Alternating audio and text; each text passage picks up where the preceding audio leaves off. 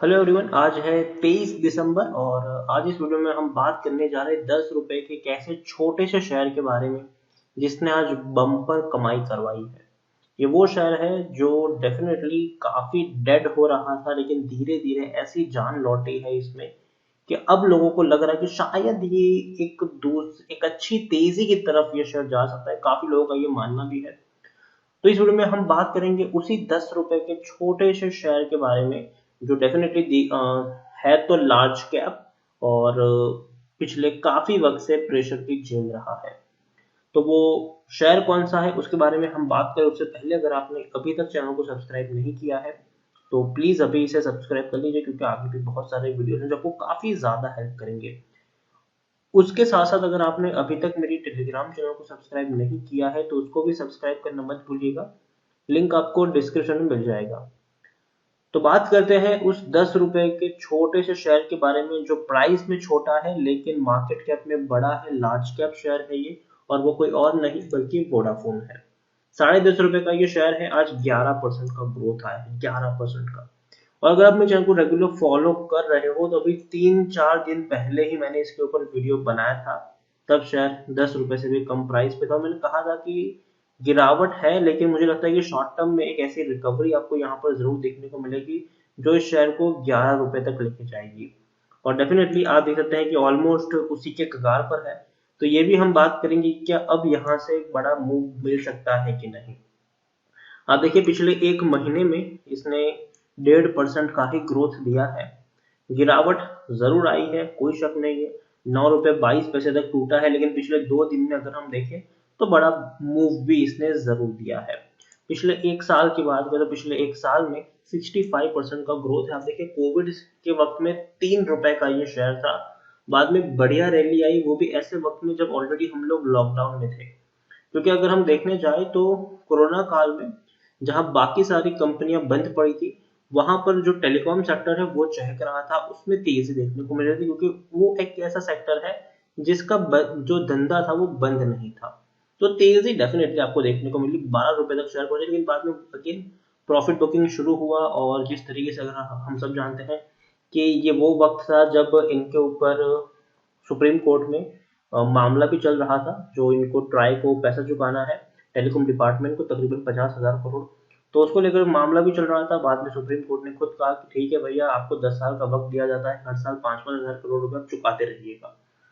तो उसके बाद दोबारा से हमें तेजी देखने को मिली। 12 साढ़े 12 रुपए तक शेयर पहुंचा, फिर गिरावट आई, तेजी आई, अब फिर से गिरावट आई, फिर तेजी की तरफ बढ़ रहा है ये शेयर। अगर हम देखें तो जब से रिलायंस जियो आया है तब से इसकी हालत बहुत बहुत बहुत ज्यादा खस्ता हो चुकी है। 2015 से अगर हम देखें तो ये शायद टूट ही रहा है। अभी वोडाफोन की ये हालत है कि कंपनी जो है वो फंडरेज की तरफ जा रही है। आप देखिए लार्ज कैप शेयर है ये, 27,400 करोड़ के आसपास का मार्केट कैप है। एनएससी में देखें तो 61 करोड़ से भी ज्यादा का वॉल्यूम ट्रेड है। बीएसई में देखें तो भैया 22 करोड़ के आसपास का वॉल्यूम ट्रेड है। तो हम कह सकते हैं कि बहुत ज्यादा क्वांटिटी में लोग खरीदारी और बिकवाली कर रहे हैं, बहुत ज्यादा। आप सोचिए 84 करोड़ के आसपास का शेयर एक दिन में यहाँ पर ट्रेड हो रहा है। तो ये बहुत बड़ा नंबर है, बहुत बड़ा नंबर है। यहाँ पर शेयर होल्डिंग की मैं बात करूँ तो प्रमोटर के पास एक्चुअली में बहुत ज्यादा होल्डिंग है, 72% के आसपास की कुल मिलाकर होल्डिंग है। जितने भी प्रमोटर्स अगर हम उसको काउंट करें तो इतनी ज्यादा होल्डिंग उनके पास है, लेकिन म्यूचुअल फंड के पास बहुत कम है, 0.21%। एफआईएस के पास 6.20% की होल्डिंग देखने को मिली है। डिविडेंड की अगर हम बात करें तो भैया डिविडेंड इन्होंने पे करना बंद कर दिया 2016 के बाद से, जब से जियो आया, हम ऐसा कह सकते हैं। टेक्निकल रेटिंग काफी अच्छी है इनकी, लेकिन जो फाइनेंशियल्स है वो अच्छे नहीं, वो बहुत ज्यादा वीक है। और वो वीक होने भी चाहिए। रीजन सिंपल है कि देखो, जब वो टेलीकॉम डिपार्टमेंट का 50,000 का कर्जा नहीं चुका पा रहे थे तो बैंक का तो कर्जा उससे कई ज्यादा बड़ा है। ठीक है, तो 50,000 करोड़ तो भैया इनको चुकाना है टेलीकॉम डिपार्टमेंट के। उसके साथ साथ कई सारी बैंक का भी पैसा वोडाफोन आइडिया में फंसा हुआ है, उनको भी पैसा चुकाना है। और ऊपर से एयरटेल और जियो जैसे बड़े कंपटीटरों से इनको टक्कर भी मिल रही है। तो वो भी इनके लिए एक अलग से चैलेंज है कि भैया उनको अपने बिजनेस एक्सपांशन के लिए भी पैसा यहाँ पर चुकाना है, पैसा उनको लाना है। तो कहीं ना कहीं कंपनी अगर हम देखें तो उतने पॉजिटिव ट्रेंड में नहीं है जितनी उनके कंपटीटर्स है। मैं एयरटेल की बात करूँ तो भैया वो डेफिनेटली बहुत ही अच्छी पोजीशन के ऊपर है। रीजन सिंपल है कि लिक्विडिटी उनके पास अच्छी खासी है, और दूसरी बात ये कि वोडाफोन आइडिया से कई सारे ऐसे यूजर्स हैं जो इनके नेटवर्क को छोड़कर एयरटेल में शिफ्ट हो रहे हैं। तो कहीं ना कहीं उनके लिए नेगेटिव पॉइंट यहाँ पर जरूर बन रहा है। और दूसरी बात है कि कंपनी की अगर मैं बात करूँ तो डेफिनेटली कंपनी बहुत ही ज्यादा फाइनेंशियल प्रेशर से जूझ रही है। फंड रेज को लेकर बात जरूर आ रही है, लेकिन अभी भी किस तरीके से फंड रेजिंग होगी उसका कोई कॉन्क्रीट प्लान सामने नहीं आया है। यहाँ पर हम चीजें देखें तो आप देखिए 78% लोग, according to Moneycontrol user 78% लोग खरीदने की सलाह दे रहे हैं और 14% लोग होल्ड करने की, मतलब 92% लोगों का यहाँ पर पॉजिटिव व्यू है। जबकि 8% लोग आपको यहाँ से एग्जिट करके निकलने की भी सलाह दे रहे हैं। और कोरोना काल में राधा कृष्ण दमानी ने एक बहुत बड़ा दाव खेला था, 3 रुपए 15 पैसे के ऊपर ये शेयर था। तब राधा कृष्ण दमानी जी की अगर हम बात करने जाए तो उन्होंने तकरीबन 3 करोड़ 70 लाख शेयर खरीदे थे। 3 करोड़ 70 लाख शेयर खरीदे थे। आज ये इनका इनका जो पैसा है वो डेफिनेटली 3 गुना बन चुका है, इसमें कोई शक नहीं, उससे कई ज्यादा बन चुका है। 3 गुना से भी ऊपर इनको पैसा मिल चुका है। देखिए, तो राधा कृष्ण दमानी डीमार्ट के जो करता धरता है, उन्होंने तकरीबन तकरीबन 3 करोड़ 70 लाख शेयर खरीदे थे उस कोरोना काल में, जब शेयर 3 रुपए 15 पैसे के ऊपर ट्रेड कर रहा था।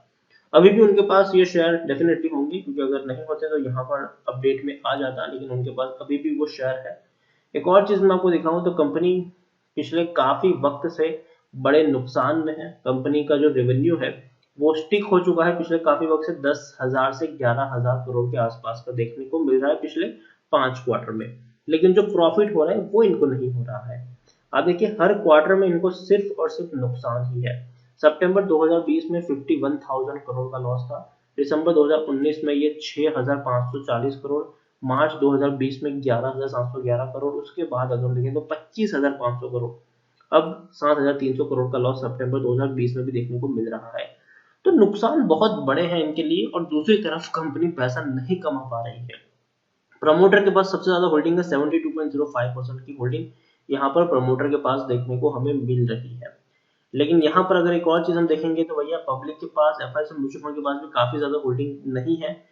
ओवरऑल मैं बात करूं वोडाफोन आइडिया की तो मैं मानता हूं कि कंपनी एक स्ट्रॉन्ग पोजीशन पे नहीं है। जैसे कि मैंने आपको कहा, कर्जा बहुत ज्यादा है, उसके अलावा अगर हम देखें तो कंपटीटर जो है उनके वो बड़े तगड़े कंपटीटर है, और हर महीने इनका जो यूजर बेस है वो कम हो रहा है। लेकिन उसके बावजूद मुझे लगता है कि वोडाफोन आइडिया शॉर्ट टर्म में यहाँ से अभी भी 12 रुपए तक जा सकता है। अभी भी ये शॉर्ट टर्म में आपको 12 रुपए तक ट्रेड करता हुआ देखने को मिल जाएगा। रीजन सिंपल है कि वोडाफोन आइडिया जो है वो, अभी हम बात करें जो फार्मर प्रोटेस्ट चल रहा है, कहीं ना कहीं जियो के लिए नेगेटिव सेंटीमेंट पैदा यहाँ पर हो रहे हैं, जो कहीं ना कहीं वोडाफोन आइडिया और एयरटेल के लिए एक पॉजिटिव ट्रेंड की तरह काम कर रहे हैं। लेकिन हालांकि इम्पैक्ट बहुत कम है उसका, लेकिन फिर भी एक है तो जरूर। दूसरी बात ये कि वोडाफोन आइडिया अपने आप में इतनी बड़ी कंपनी है कि इंडियन गवर्नमेंट भी नहीं चाहेगी कि इतनी बड़ी कंपनी डूब जाए। इंडियन गवर्नमेंट भी ये चीज नहीं चाहेगी, और इसीलिए अगर हम देखें तो जब वोडाफोन आइडिया सरकार से जब वक्त मांग रही थी, ट्राई से जब वक्त मांग रही थी पैसा चुकाने के लिए, तो भैया सरकार ने, मतलब गवर्नमेंट ने खुद सुप्रीम कोर्ट में कहा था कि इनको 20 साल का वक्त दिया जाए इनका पैसा चुकाने के लिए। लेकिन तब सुप्रीम कोर्ट ने खुद गवर्नमेंट को फटकार लगाई थी, जो टेलीकॉम डिपार्टमेंट है उनको फटकार लगाई थी कि देखिए ये जो पैसा है ये आपका पैसा नहीं है, ये पब्लिक का पैसा है, तो पैसा तो इनको पे करना पड़ेगा, वो भी 10 साल के अंदर पे करना पड़ेगा। बाद में जब नेक्स्ट हियरिंग हुई तब ये डिसीजन भी आया। तो सरकार भी सॉफ्ट है, सरकार नहीं चाहती कि कोई इतनी बड़ी कंपनी डूब जाए, जो कहीं ना कहीं बड़ा सा नेगेटिव इम्पैक्ट पड़ सकता है सरकार के अपने परफॉर्मेंस के ऊपर भी इन सारी चीजों के चलते। तो वोडाफोन आइडिया मुझे लगता है कि एटलीस्ट 2-3 साल तक तो सेफ है, और जब तक सेफ है तब तक अप्स एंड डाउन है, और कुछ फंड रेजिंग की खबरों से वापस तेजी भी देखने को मिल सकती है। ओवरऑल मैंने आपको पहले भी कहा था, जब शेयर 8 रुपए पे था, 9 रुपए पे था, तो मैंने कहा था कि अभी भी तेजी आ सकती है, तो बने रहे। पर मेरा अभी भी व्यू है यहाँ पर कि बने रहिए यहाँ पर। शॉर्ट टर्म में ये शेयर 12 रुपए तक भी जा सकता है, तो पैनिक मत करिए, यहाँ पर बने रहिए। और डूबने वाली कंपनी मुझे नहीं लग रही है वोडाफोन आइडिया, अभी भी एक काफी आगे जा सकती है शॉर्ट टर्म की अगर मैं बात करूँ तो। लॉन्ग टर्म का मुझे नहीं पता कि क्या होगा इसका, लेकिन एटलीस्ट शॉर्ट टर्म में मुझे लगता है कि कंपनी सरवाइव कर जाएगी। और यहाँ से 12-13 रुपए तक शेयर ट्रेड कर सकता है। तो वीडियो को यहीं पे एंड करूंगा। पसंद आया तो लाइक और शेयर करो। चैनल पर अगर पहली बार आए तो प्लीज सब्सक्राइब करो। वोडाफोन आइडिया के बारे में क्या सोचते हैं वो भी आप मुझे कमेंट में लिख कर बता सकते हैं। Thank you.